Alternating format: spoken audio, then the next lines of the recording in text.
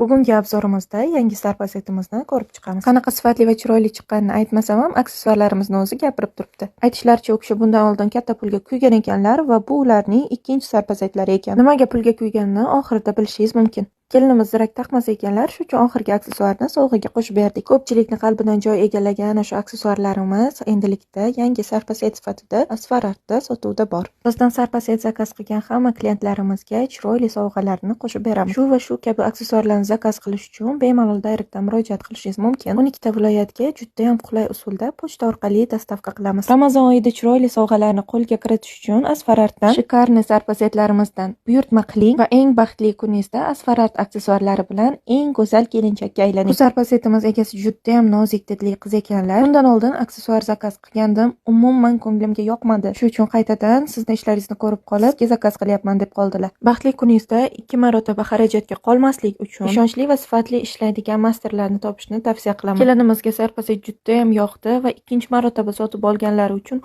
umuman afsuslanmadilar. Yangi setimiz yoqqan bo'lsa, bizga obuna bo'lib, like bosib qo'yishni unutmang.